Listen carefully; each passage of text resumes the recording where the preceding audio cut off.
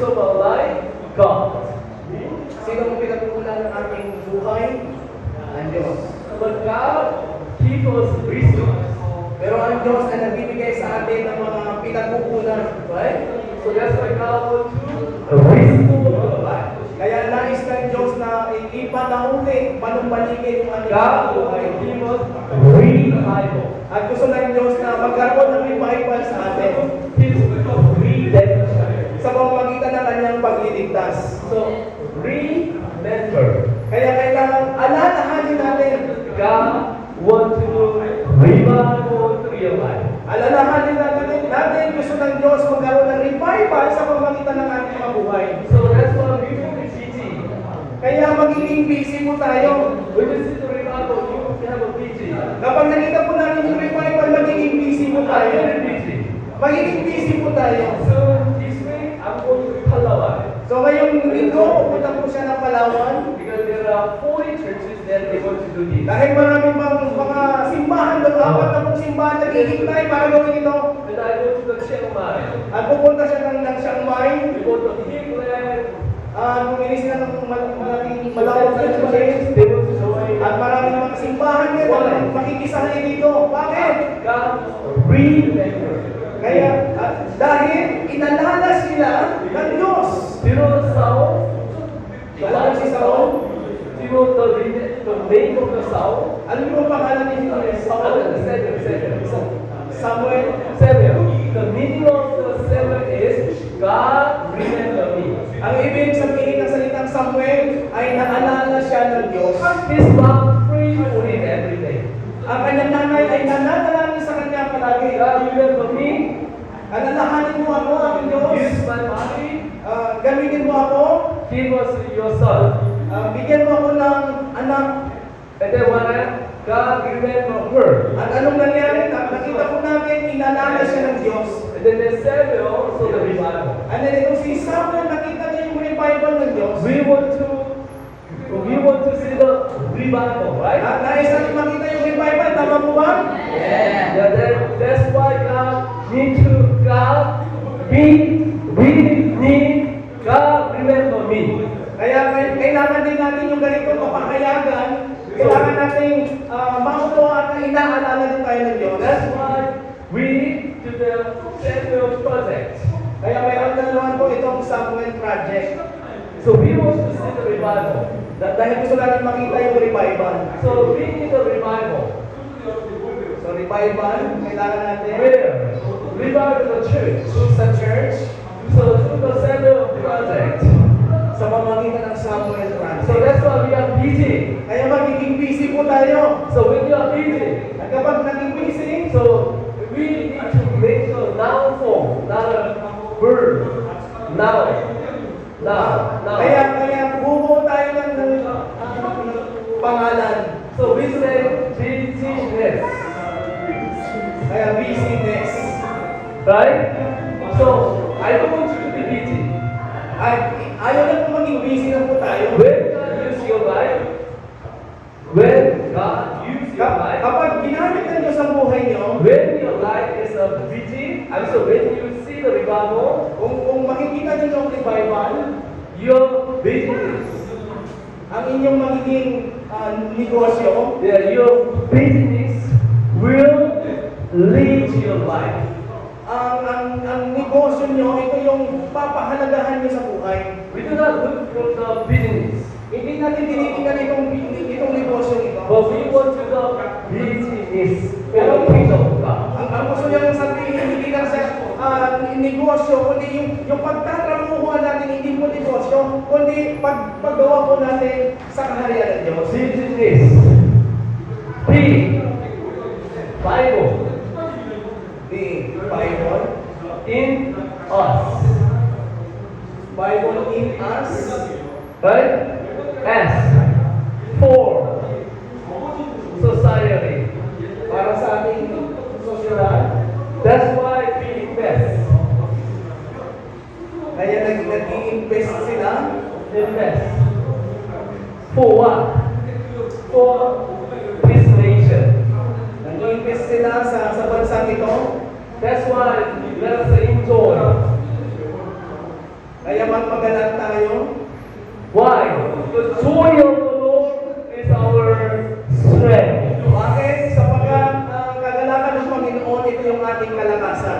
That's why we want to do business. Kaya gusto nilang gawin itong business.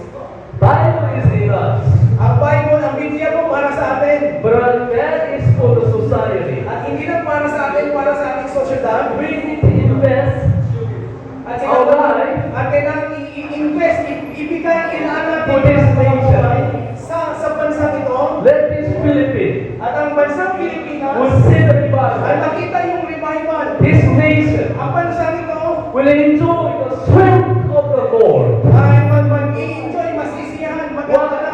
Joy of the Lord is our Sapagkat strength. ang kagalangan ng Panginoon ang ating kalakasan. That's why we want to do business. Kaya gusto natin gawin itong business. We want to see the revival. Gusto natin makita ang revival Our local church, sa ating local church. like the Samuel.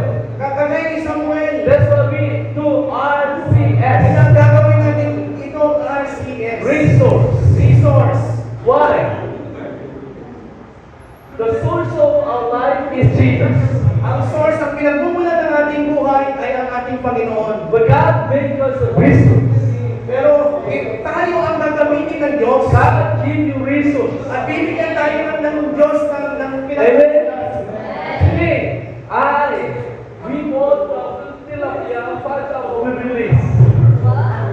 Kaya meron pong fish pan noon. And here's that video, but later I will show you. Mamaya may video sila ipapakita. Tilapia. Wow, just by shooting. But he has so later. So that's why we want to see the circulation. Pagkatapos ng resource itong circulation. So that's why Johan, Pastor, join us. Kaya si Pastor Johan ay kasama po natin. Now we have a did you see that over there? Nakikita niyo po ba yung garahe doon? How many jump cars there? Para ilan po yung nakaparada When doon. I see that one, Kapag nakikita niyo po I'm yun, not sure if it's running. hindi daw po siya sigurado kung tumatakbo po ito. He is the one. Pero siya po ang Old has gone, new has come. siya na po ang bahala doon sa luma magiging bago. The one of the restriction of the redemption. So siya ang bahala po doon sa pagtutupos niya yung luma gagawin bago. You will see how thin the beautiful women in the car. So makikita po ninyo gaano kaganda yung pagpilikan niyo doon. She said, "Hey! Hey!" So, maybe you don't believe it. Baka hindi daw po kayo naniniwala. You little faith. Wait and see. You little faith. Hindi daw, kung hindi daw po kayo naniniwala, napakaliit ang pananampalataya. You need to trust in Johan. Ay, kailangan niyo pang magtiwala kay Pastor. Why? He is a resource. Bakit? Siya yung bahala po dyan. Because the God makes us a resource. Sapagkat ginagamit tayo ng Diyos. Why? Bakit? Johan believed the source. Si Pastor po ay nagtiwala sa pinagmumulan. His pastor believed the source. The source is of the Lord. The source is our Lord. Yeah. Itong si Pastor, ang kanyang pinagkukunan ay ang ating Panginoon. Do you remember Elijah? Alam mo si Elijah? God sent him to the widow. Pinadala siya ng Diyos dun sa babaeng balong. This widow broke, so she went bankrupt. So itong babaeng balong nito ay punong-puno ng problema. She only has 1 million. Ang meron lang siya yung Only 1,000. Only 1 million. last na nagkaya na lang nung harina. You know what? Listen. Pero alam niyo ba nangyari? Are you ready? Handa na ba kayo? Are you ready? Handa na ba kayo? You get it? You want to get it? Gusto niyo ba maunawaan ito? When Kung there's a lack for somebody, kung meron kulang para sa isang tao, there will be the provision for the somebody. Okay? Yung isang tao merong kulang, but man of God pero yung lingkod ng Diyos, with the resource, pero ang gagamitin para magkaroon provision at magtutugon for the lady para doon sa babaeng who is bayo a lack. na nakukulang. That's why Kaya nga, God sent the man of God. pinapadala ng Diyos ang kanyang lingkod. Amen. Amen? So you have a new perspective. Kaya kailangan makita natin yung pananaw na ito. When you see the lack, Kapag nakikita natin yung kakulangan, do not see this one limitless. huwag yung limitahan ng Diyos. Cancer, crisis, Cancer, crisis, mga problema, not no crisis. Crisis is a new chance. Listen, this one. What happened? Crisis is a new chance for this one. Crisis is a new chance for the Christ. ang krisis ay panibagong pagkakataon para makita natin si Kristo. That's why God sent this man of God to the lady. Kaya nga pinadala ng Diyos si Elijah doon sa babae paano? When you go to a place where is the lack, Kapag pumunta ka doon sa lugar na puno ng kakulangan, problem, puno ng problema, crisis, puno ng krisis, do not think that you have the same lack. huwag niyong isipin yung nakikita niyo pareho kayo na malalim. When God sends you, Kung ipinadala kayo ng Diyos, God wants to go with a solution. gusto ng Diyos ipadala kayo kasama niyo yung solusyon. Amen? Amen. Amen. Okay, this is my story. Ay, ito yung kanyang kwento. I went to the Chiang Mai. Pumunta siya ng Chiang Mai. One of the missionaries lied to me. Isa sa mga misyonaryo ay nagsinungaling sa I kanya. got in a 5 acres. So, bumili siya ng mga 5 hektarya. It is $200,000. Yun sa halagang 200,000 na Big lugar. land, big land, 5 acres. Malawak na lupain. He said, oh, you can build a mission center. So, sabi sa kanya, pwede ka magtayo ng mga mission center. But I made a mistake. Pero nagkamali siya. I saw it on the dry season. Binili niya yun nung pag ako tagtuyo. During the rainy season, Nung panahon ng tagpulan, the water is this much. tumaas ang tubig. Amazing! Napakakas siya. Christmas, June, July, Lumipas ko mga buwan, sunod-sunod. August. Ang tubig pataas ang Oh, man! pataas ang pataas yung tubig. And then September, September. October, to get into my land, and then I like a swim. Yung lupain ang gusto nilang pagtayuan sana. I called him, hey, you're a liar. Kaya yung kinausap niya, sabi niya, sinungaling ka. You told me that I could build a building here. Sinabi mo sa akin, pwede ako magtayo ng mga gusanin dito. I said, you can build it. Sabi niya, pwede ka magtayo. Bring the earth from the outside. Magdala ka ng maraming lupa mula doon sa bakugan. So I called the professional. Kaya nagtawag naman siya ng panibagong tao. I asked him, At sinabihan niya, I want to build a building here. gusto ko magtayo ng gusani So dito. he said, you need to go 3 meters. Sabi niya, kailangan yung tagbay, mga 3 metro. So how much I spent? Sa baba, kumagano talaga. He said $200,000. Kaya 200,000 sa pagyan. Dollars? Yan po. So I called him back. So, tinawagan mo ulit. Yeah, I'm gonna kill you. Gusto kita patayin. And then at night time, Eh, nung kinagabihan, all of a sudden, the flood of the bad thoughts came into my mind. Flood. bigla na lang, hindi lang yung baha ng tubig, kundi yung baha ng kasama kaisipan ng What pumunta do sa I have to kanya. say? What do I have to say? Tilapia. What do I have to say? There, YouTube. What do I have to say to the church So, members? anong sasabihin niya dun sa kanyang komunidad? What do I have to say? Stop. What do I have to say? So, ano na sasabihin niya? I think that people call me. At yung mga tao nagtatanong sa kanya, namumukos sa How kanya. stupid you are. Kaya, wala kang kwenta, tao. You don't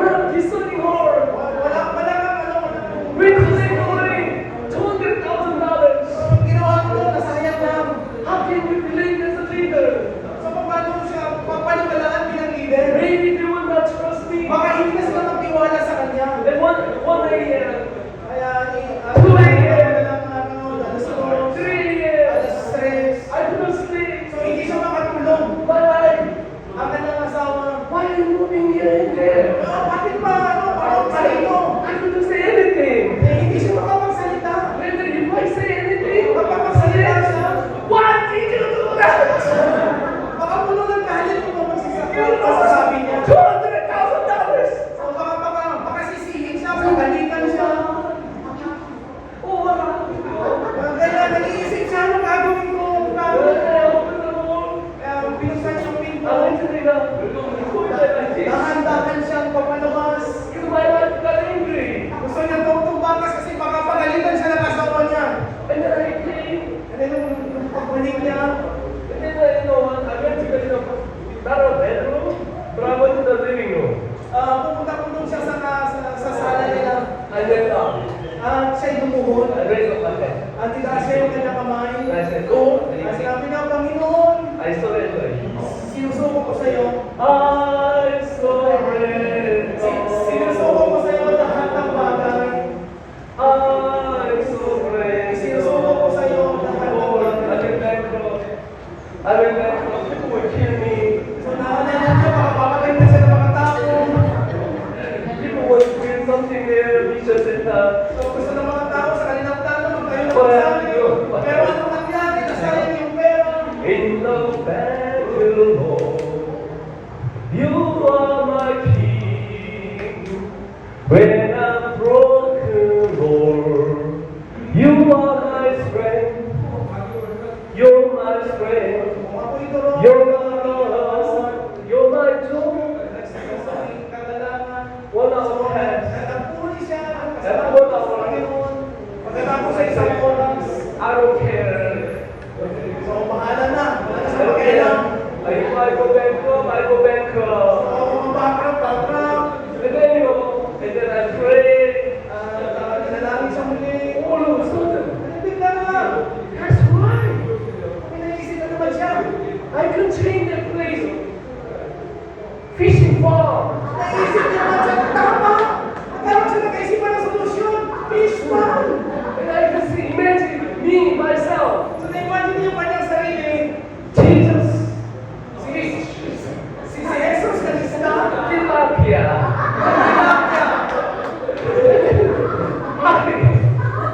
Show me that one. Ito gusto niya. Gusto niya ipakita sa atin. I realize, So ito yung kanyang napagtanto. okay, keep going. You know, I can think like this.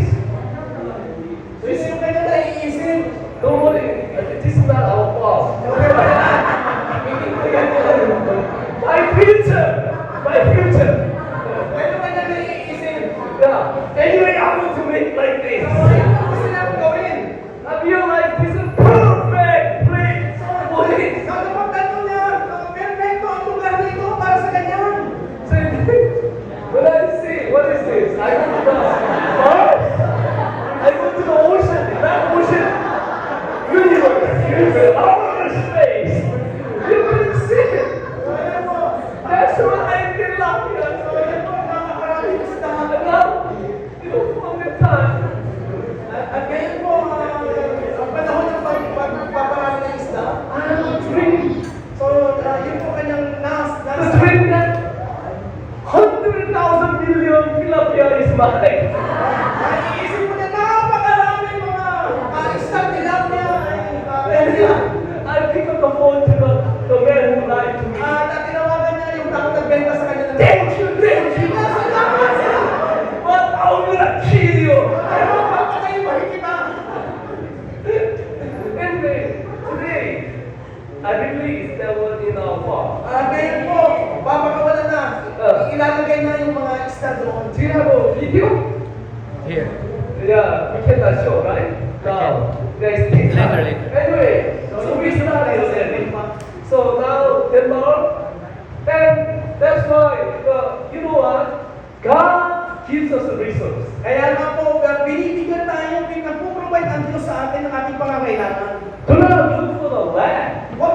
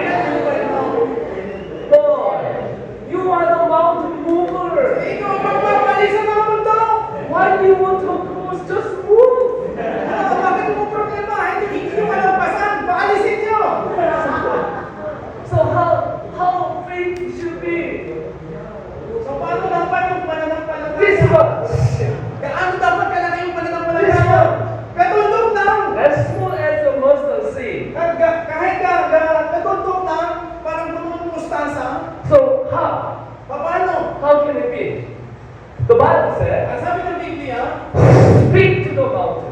magsalita ka sa bundok na yon. Speak to the crisis. Magsalita ka dun sa mga krisis. Speak to the problem. Magsalita ka dun sa mga problema. Speak to the, what is it, the lack. Magsalita ka dun sa mga kakulangan mo. Amen? Amen. So now this widow, servant, Kaya nga itong babaeng balo na ito, bring your own container. dinala niya lahat ng kanyang mga lalagyan ng kanyang laman. The flour of the wheat and the oil will never dry up. Ang laman ng isang lagayan na nagtitira na lahat at yung langis ay hindi mauubos. Amen? Amen? Amen. That's why you are here. Kaya po nandito tayo. God wants you to, God is a resource, God is a source, Ang Diyos po ang ating pinagkukunan, but God will make us a resource. pero ginagamit ng Diyos yung ating mga buhay. Give the junk car to him. Junk car to him. Yung mga sirang sasakyan, mga lumang sasakyan, ibigay niyo po kay Pastor That Dad. junk car will be a BMW. Gagawin niyo yung BMW. You is the new car. At ito magiging bagong And sasakyan. he will say, old has gone, new has At come. masasabi niyo po, yung luma ay lumipas na, ito'y bago na.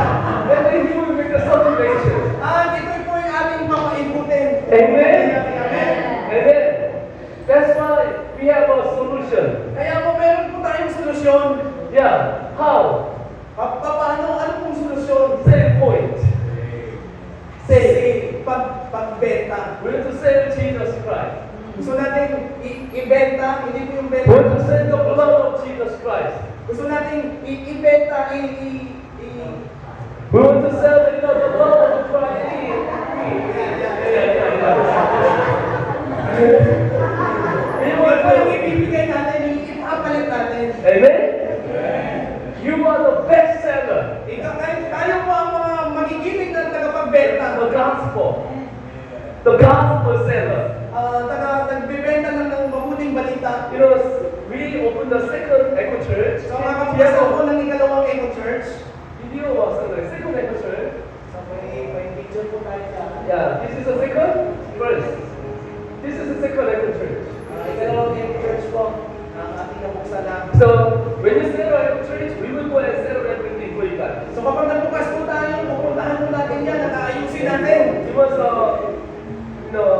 first time it was a job, So nung una ang pangit niya, but we are the creator. pero napakamalikhain po natin We mga are like kasama. the new creation Dahil mga bagong nilalang po tayo. because God makes us a new creation. Dahil ginawa tayong bagong nilalang ng Diyos. Remember, Tandaan po natin, God is expert to fix you up. ang Diyos po ay talumpasa sa pag-aayos. Yeah, even you can fix all your body too. Kahit ang mukha natin kaya ayusin ng Diyos. Come to Korea. Pumunta po kayo sa Korea. You'll be a teenager. Magiging parang teenager po kayo. Yeah. So I'm so proud of our team.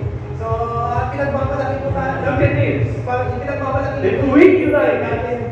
Kapag natuto po tayo if dito, we become one, kapag nagkaisa po tayo, if we like to know oneness, kapag nagkaisa po tayo, and God wants to do His kingdom, gagawin po ng Diyos, gagamitin niya yung buhay natin sa kanyang kaharian. isn't that wonderful? Maganda Isn't po that ba? wonderful? Maganda? Yeah, we are ready. Ready na po ba? And the pastor today, Sa yung pastor po na kasama he natin got sa really likod. touched. Na-touch po siya. And he wants to do the two more Echo Church. Gusto po niyang sumuporta ng dalawa pang bagong utusan.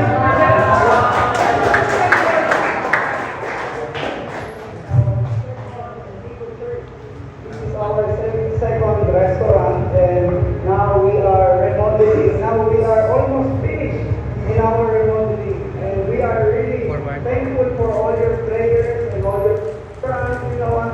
We will open by next week, and then after this, we will win the soul and of our second restaurant remodeling. Here as well, we have one more room. So here is now one more room. We are still in the painting part, but soon it will be finished. So hopefully we can finish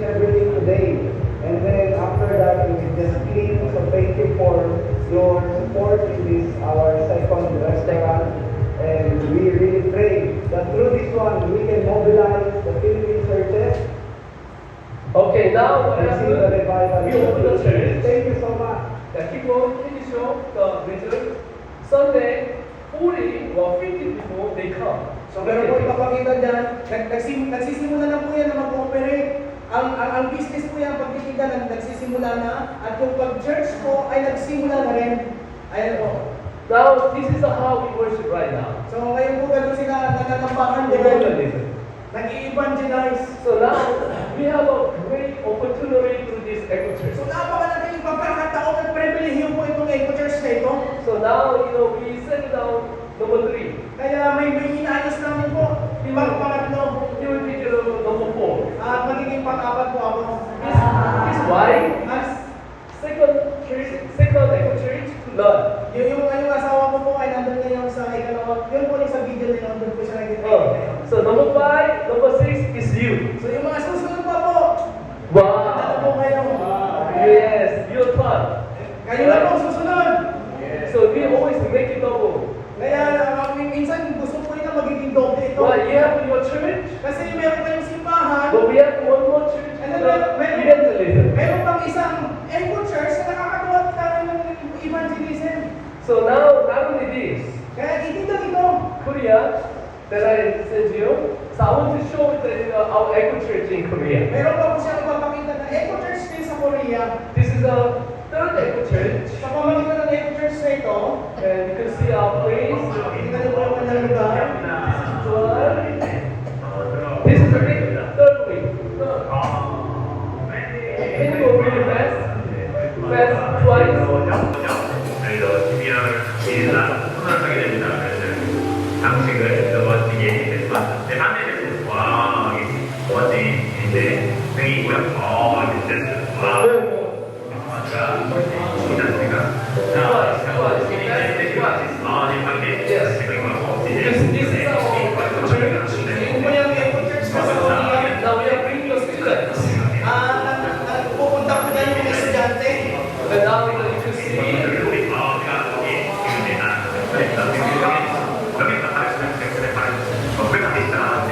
So next month we are opening one more. Kaya sa susunod na buwan, magbubukas po sa February we open one more.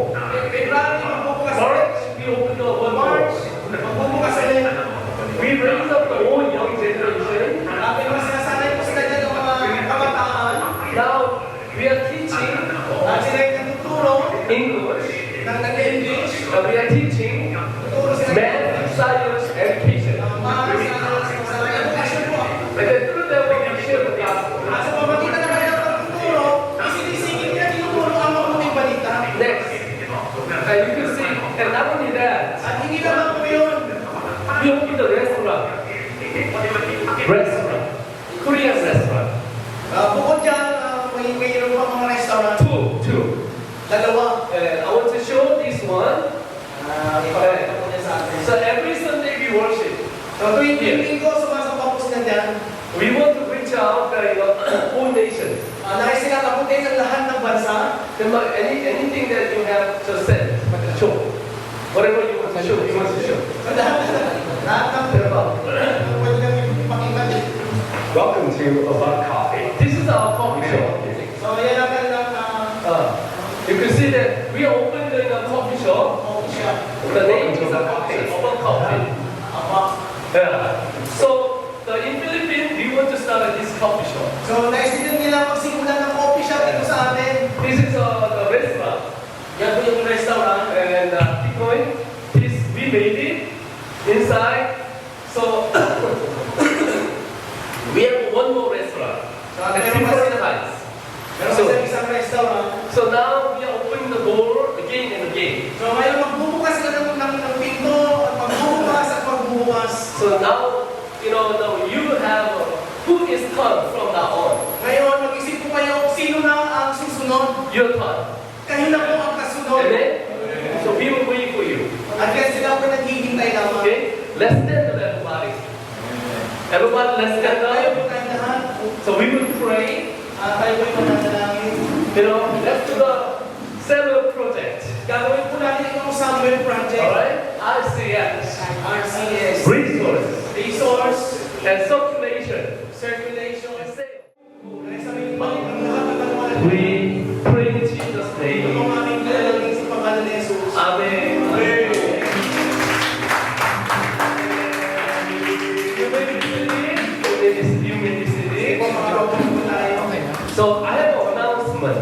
Meron po siyang announcement. Yeah, two things, and then I want to ask my friend that he will come and he will give you encouragement. Dalawang bagay Yeah. na nais natin ibahagi.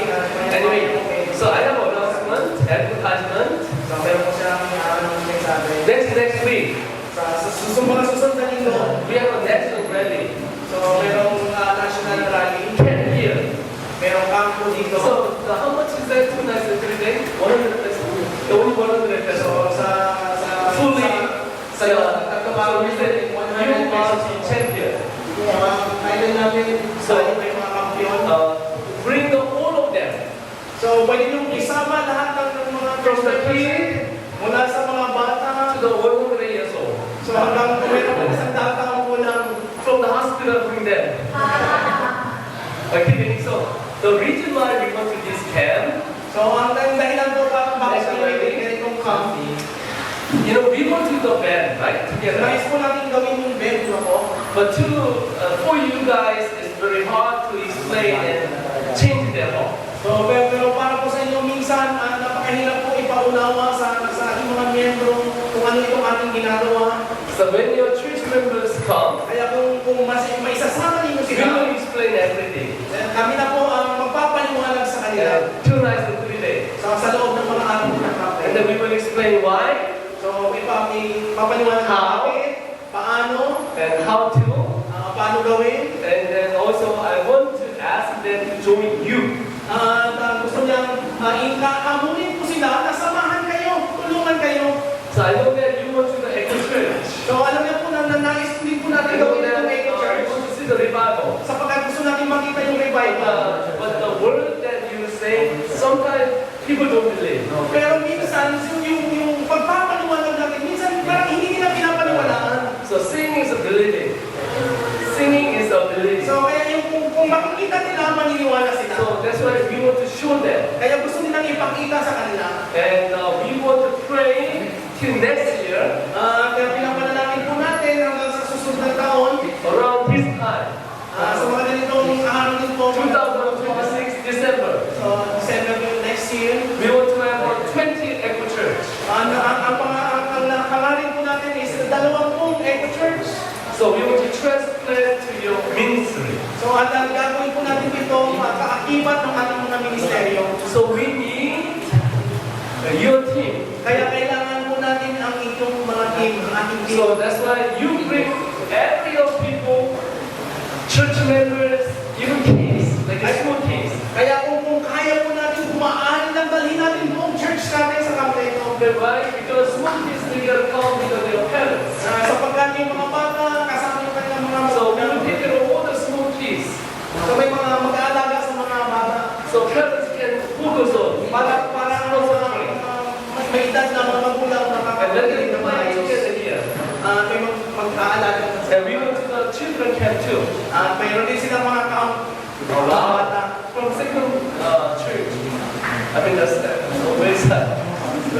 Echo Church, I think we can bring 100. Because 3 kids we can bring. Anyway, so we can bring them. So pwede po natin silang iisa And po from the beginning, I wanted to know what is this system. At mula po sa umpisa, gusto po nang ipaunawa sa mga church members po So natin. you need workers.